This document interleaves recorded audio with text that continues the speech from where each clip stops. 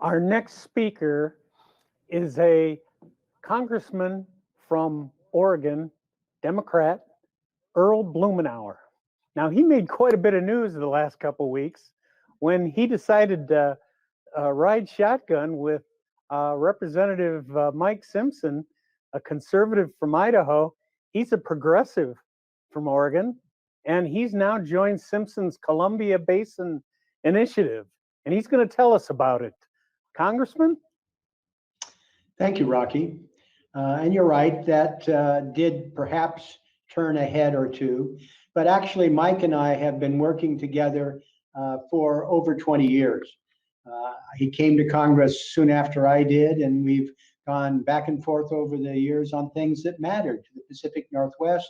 He invited me to Boise. We dealt with some infrastructure conversations in Idaho. And I respect and admire Mike. And he has started what I think is one of the most important conversations that has been sort of under the radar lately, but it's critical. The future of the Columbia River Basin, power, water, the obligations to tribes, these all touch aspects of everybody who lives in the Pacific Northwest. I've enjoyed working with Mike for over 20 years. I find him to be thoughtful. I find him to be bipartisan at a time when there isn't much of that going on back here. And he's demonstrated courage and a willingness, even though he's got this aw shucks, small town dentist sort of thing, that he's willing to think big. And I think that is really, really important. And he's not afraid to be working across the aisle on a bipartisan administration with Democratic administrations, Republicans and Democrats in Congress. It is a skill that is in sadly short supply, but almost everybody thinks needs to be cultivated.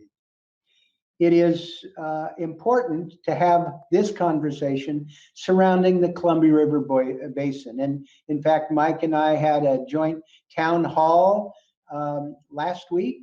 We had over 1,000 people who participated either at the time or who went online to listen to it later. And evidence is they spent a lot of time, averaged over 30 minutes. This is a remarkable display of interest in something that I think ought to be much higher profile. You know, I'm a native Northwesterner. I've seen how the Columbia River Basin, the mighty Columbia River and its tributaries, basically defines our region. The Columbia River carved out the magnificent gorge. It is a defining characteristic, and it has supported life in the Columbia River Basin for thousands and thousands of years. Since the arrival of European settlers, we've found that people have tried to manage and tame the Columbia River. Before there were locks and dams, there were efforts to dynamite boulders that restricted navigation. But what we've done in the last 75 or 80 years is to treat the Columbia River as a great, big, mighty machine. Most notably, with the dams and levees, it has seen significant investments in trying to engineer the Columbia River, to tame it, to manage it to our expectations. It's interesting that for thousands of years, Native Americans lived at peace with the river. It was something that was part of their spiritual life. It was part of the food supply.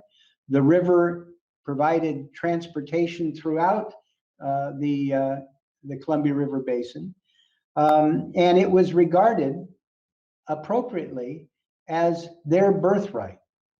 You know, the federal government as white settlers moved in and we executed a series of treaties with the tribes, almost all of which were broken by the federal government and white settlers, did not respect the obligations that we undertook under law, under treaty, dealing with the sovereignty of Native people.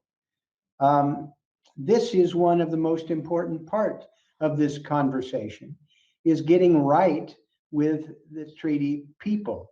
The obligations we have to access to water, fish, first foods. It goes beyond the salmon, but of course the salmon is sort of the iconic symbol, not just of the relationship with Native people, but that's something that a lot of people would recognize from the beginning as a critical part of this conversation. Now, we're having a reckoning with that these days. It has been a long time coming, but in part because of a recognition by certain political interests that they have these obligations to Native people.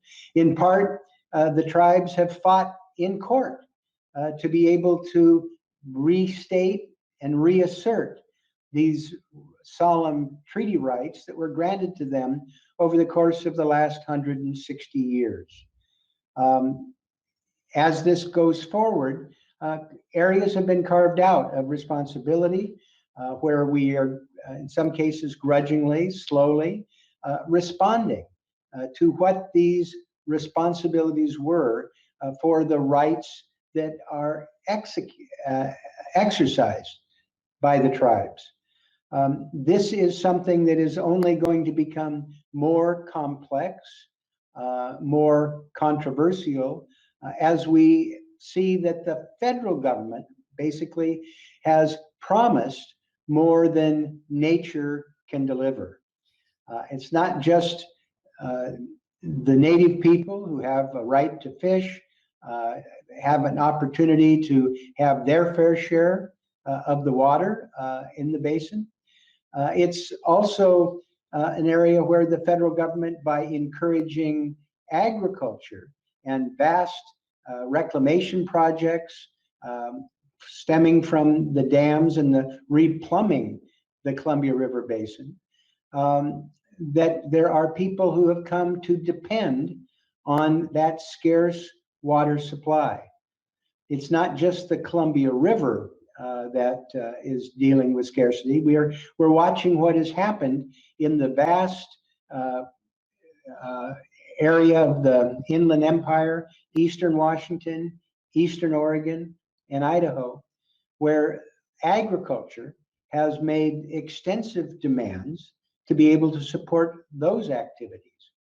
And as a result, we see at times the water from the rivers are in short supply, and we're watching the water table slowly draw down because we're over pumping this fossilized water. It's being depleted at a rate far in excess of what would be naturally recharged. Couple that with the loss of water through evaporation behind the system of dams, and there is a problem in being able to support the agriculture that is there. The challenge that we are facing is that these competing demands that we would like to satisfy are increasingly getting to a point where it is a zero-sum game. What I find that is so encouraging by the conversation that Mike has brought to the table with his bold vision of restoration of the river, restoration of salmon runs, being able to deal with all the various people who are relying on the Columbia River and the snake systems, that they have needs that are not met now and are not likely to be met in the future. As I say, the federal government has promised more than nature can deliver, and it's going to become more complicated. We look with climate change, changing the patterns of the snowpacks that are developing, the water levels, for example, behind the Snake River dams are declining. Snowpack is becoming less dense and robust, further complicating. I mean, that is an area that we have relied upon in the past. Obviously what's behind the dams, but the snowpack is the water reservoir, and that is increasingly in short supply as well. There's another issue that is focusing attention, and that deals with the future of hydropower in the Pacific Northwest. We're watching the electrification of transportation systems. We're watching changes with the utilities moving away from coal-powered and increasingly moving away as well with thermal plants of gas-powered. We're seeing the renewable sector, the wind and solar, producing new kilowatts much less expensively than you can build other new thermal generations fueled by fossil fuel. And that trend is not likely to be reversed at all. Indeed, solar and wind is going to be more abundant and is going to be lower cost. In the short term, there's even some challenges about whether or not people are going to leave the BPA system, at least temporarily, chasing lower cost power on the spot market. BPA has challenges in terms of maintaining the vast network of dams, water resources, the locks and levees, as well as its grid. It's expensive to provide the resources that BPA has used to deliver energy to the Pacific Northwest now for 3/4 of a century. There's strains on that budget and challenges in terms of whether they'll have the resources for the capital investment to maintain it. Utilities are looking differently about what long-term power supply is going to look like, the mix that they're going to have between hydroelectric, between renewables, and the declining and disappearing fossil fuel generation. The federal government needs to be a careful steward, being a reliable partner with BPA. BPA is a federal agency, but it is largely autonomous. It has separate budgeting and has demands for the management of that system.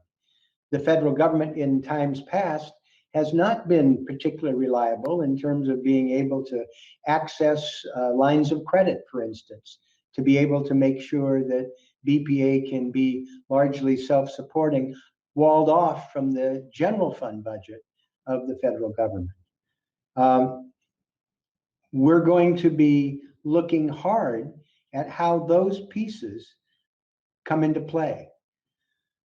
What I appreciate about what Congressman Simpson has done is he's laid it all out.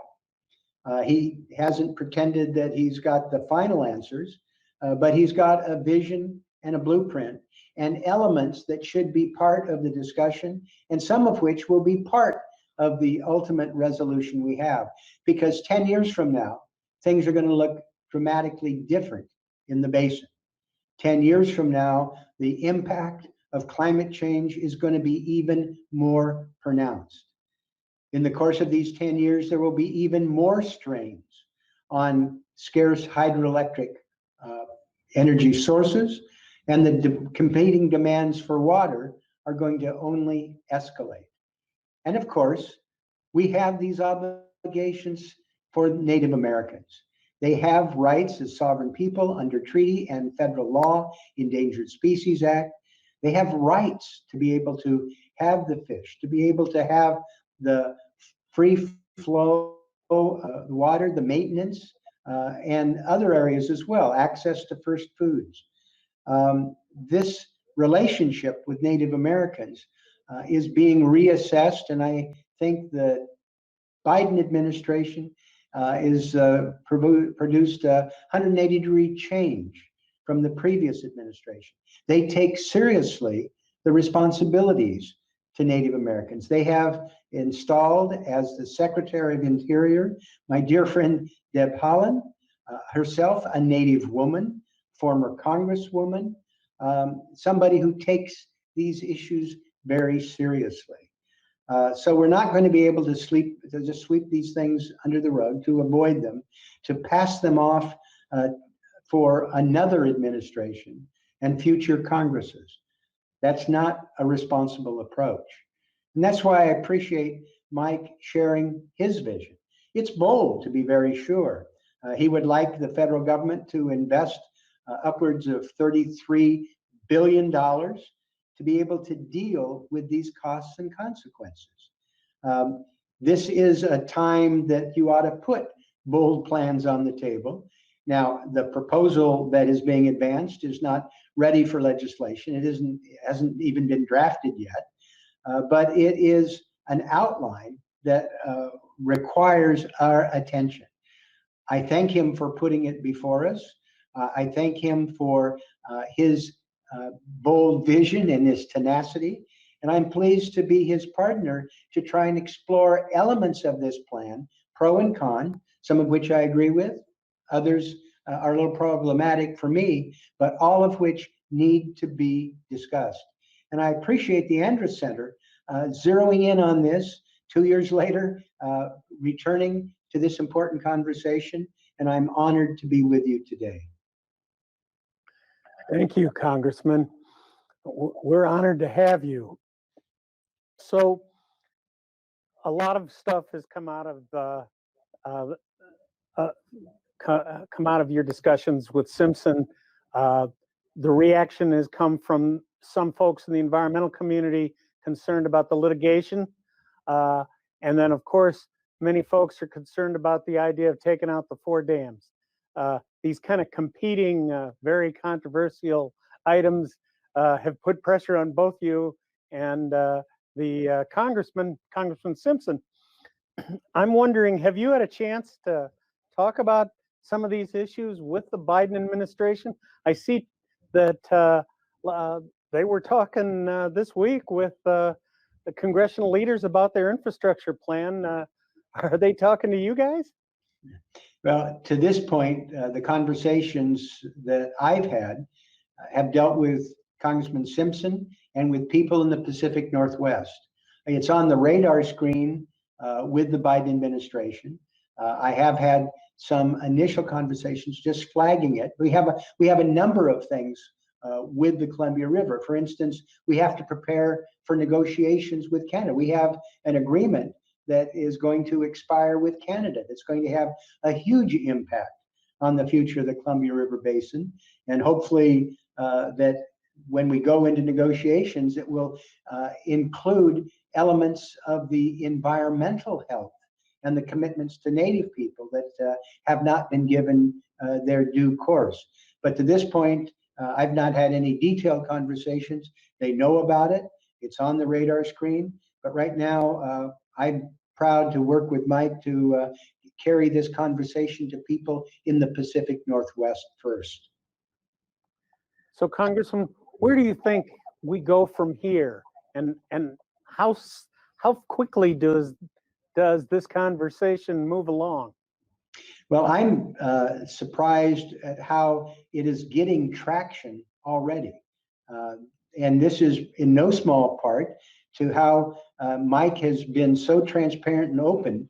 He's involved people in Oregon and Washington, the federal government, other members of Congress. People are paying attention. What needs to happen is to continue conversations like this. People in the Pacific Northwest need to meet Congressman Simpson halfway in terms of addressing these hard issues that he's put on the table. What is going to be the future of the Columbia River Basin? What's the future of these dams 10 years from now? As water levels drop, how much energy is actually provided by the Snake River dams, for instance. They're providing less and less, and if there are requirements for the flow of water or for irrigation, the amount of hydropower that's provided is probably pretty minimal if you deal with it over the course of the next 10 years. There are solutions in terms of dealing with some of the navigation and transportation issues. But what needs to happen is people need to break this down and look at what the facts are now and look at the choices. Now, I've made no secret of the fact that I have some concerns about some of the limitations that Mike is talking about in terms of litigation and the length of time for hydro relicensing. But these are things that I want to discuss with Mike and people in the Northwest. They're not resolved yet, but they're the sorts of things that you can't not deal with, you can't avoid. And that, I think, is what the next phase of this will be, is looking at the hard questions and having people in the Pacific Northwest engage one another with the tribes, with agriculture, transportation, with other units of government. Let's dive in and do it, rather than pretend that somehow this is going to go away if we just spend a little more money on fish recovery and we battle a little bit over the flow of river water. That's just not going to cut it in the immediate future. Congressman, I want to thank you so much for joining us today, and we will continue these discussions with you later. Thank you.